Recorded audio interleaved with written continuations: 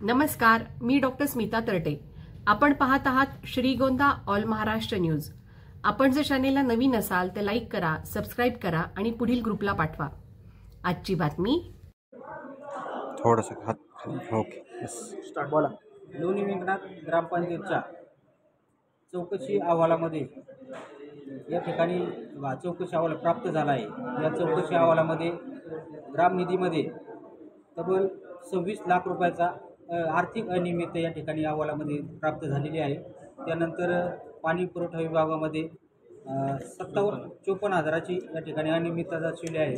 आणि या ठिकाणी जी सौर ऊर्जेसाठी जागा देण्यात आली 74 एकर, यामध्ये जी वृक्षतोड झाली त्या वृक्षतोडी दरम्यान 2,22,000 रुपये या ठिकाणी बँकेत न भरता स्वतः या ठिकाणी वापरण्यात आले. आणि 5 महिन्यांनी अहवाल आपल्या चौकशी सुरू झाल्यानंतर ते पैसे भरण्यात आलेले आहेत. त्यानंतर बाजार निलाव आहे. बाजार निलाव 2023-24चा निलाव झाला. त्या निलावाची रक्कम होती 1,73,000 रुपये. ही चौकशी अहवाल प्राप्त होईपर्यंत ही रक्कम ग्रामपंचायतच्या खात्यामध्ये भरण्यात आली नाही. असा एकूण मोठ्या प्रमाणात लाखो रुपयांचा भ्रष्टाचार लोणी विंगणात ग्रामपंचायतच्या माध्यमातून झालेला आहे. त्याचबरोबर स्वतः सरपंचपती यांनी लाकडाचे ठेकेदार जे सौर ऊर्जा प्रकल्पासाठी जागा देण्यात आली त्या ठिकाणी त्यामध्ये वृक्षतोड झाली. या वृक्षतोडीच्या ठेकेदाराकडून स्वतः सरपंचपती यांनी फोनपेद्वारे कमिशन रक्कम घेण्यात आली आहे. या ठिकाणी त्याचेही पुरावे आम्ही आपल्याला सादर करीत आहोत. या सर्व अनुषंगाने आमची प्रमुख मागणी आहे की अशा भ्रष्टाचारी सरपंच आणि ग्रामसेवक यांच्यावर तत्काळ कारवाई करून त्यांना निलंबित करण्यात यावे. ओके, थोडंसं माग तुपे थोडं माग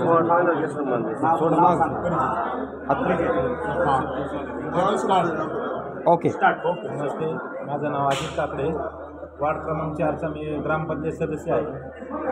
आज झालेल्या प्रेसमध्ये आम्ही आपणास माहिती दिली आहे.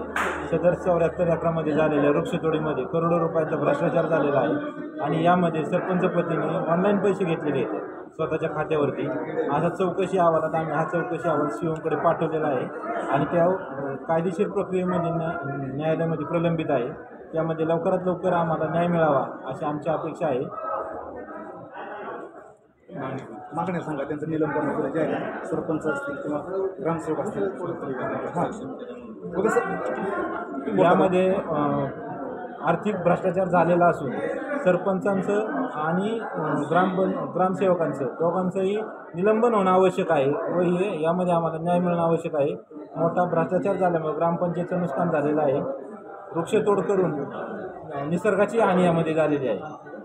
उद्या आपणास आम्ही दिलेले आहे.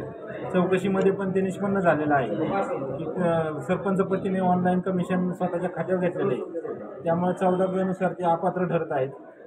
आणि कलेक्टर साहेबांनी याच्यावरती लवकरात लवकर निर्णय घेऊन हा सरपंचांना अपात्र करण्याची कार्यवाही करावी ही आमची अपेक्षा असून. नमस्कार. या ठिकाणी आपण सर्वांना माहिती देण्यासाठी मी आज पत्रकार परिषद बोलवली. त्याचं कारण मला सकाळी असं समजलं, माझ्या गावातल्या काही विरोधकांनी या ठिकाणी सकाळी पत्रकार परिषद घेतली आणि माझ्यावर आणि माझ्या धर्मपत्नीवर या ठिकाणी आरोप केले. मी आपल्याला एकच सांगतो, लोणी ग्रामपंचायत आणि लोणी गावातले लोक ही माझ्यासाठी आत्मा आहेत. ती लोक माझ्यासाठी दैवत आहेत. ज्यांनी आमच्या घरात फक्त 3 मतं असताना ज्या गावाने मला गेली 25 वर्ष त्या गावाचं नेतृत्व करायची संधी दिली, त्या गावाची प्रतारणा मी कशी करू शकतो. परंतु ह्या लोकांना एक सल आहे आमच्याविषयी आणि म्हणून ते खोटेनाटे आरोप करतात.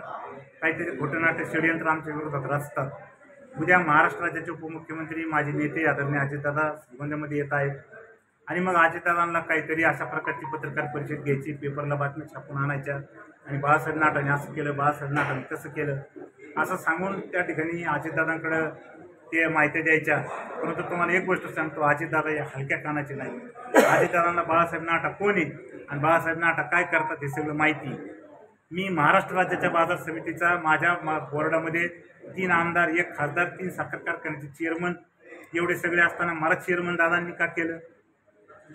ही लोक जाणीवपूर्वक आमच्या कुटुंबावर बदनामी करण्याचं षडयंत्र गेली अनेक वर्ष हे करतायत. मी कधीही प्रेस घेऊन त्याला उत्तर देण्याचं काम केलं नाही, पण आज प्रेसला उत्तर द्यायचं काम यासाठी केलं की उद्या राज्याचे नेते आदरणीय दादा या तालुक्यामध्ये येत आहेत आणि पत्रकारांनी काही चुकीच्या बातम्या माझ्या विरोधात छापू नये म्हणून त्याचा खुलासा करण्यासाठी मी या ठिकाणी पत्रकार परिषद बोलवली.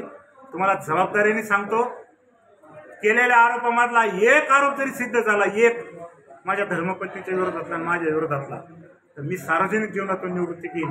मी जर परत राजकारण केलं तर 2 बापाचं होईल. माझी पत्नी ही अतिशय चांगल्या घरातली, चांगल्या कुटुंबातली, तिच्यावरती चांगले संस्कार झालेले. माझे वडील म्हणजे तिचे सासरे आमच्या गावाचं समाजभूषण होतं, त्यांची ती सून आहे. अतिशय चांगलं काम ती त्या ग्रामपंचायतमध्ये करते. परंतु ही भाड खाणारी माणसं, ही खंडणी गोळा करणारी माणसं जाणीवपूर्वक तिची बदनामी करायचा प्रयत्न करतात. परंतु त्यांना माझं सांगणं आहे की आपण आतापर्यंत माहितीच्या अधिकारात 74 अर्ज केले. या काही अर्जाचं दूध का दूध आणि पाणी का पाणी तुम्हाला करता आलं नाही.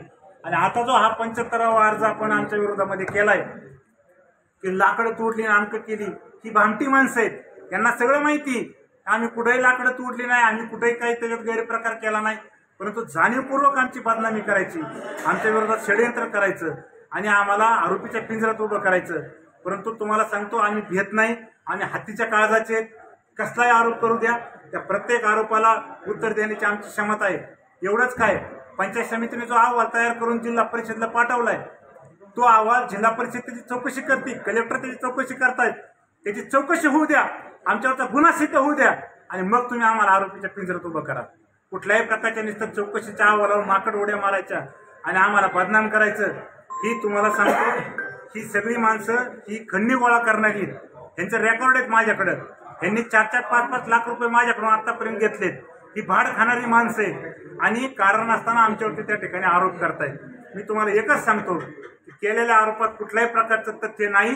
ती ग्रामपंचायत आमची आदर्श ग्रामपंचायत आहे. त्या ग्रामपंचायतीचं अतिशय चांगलं काम चालू आहे.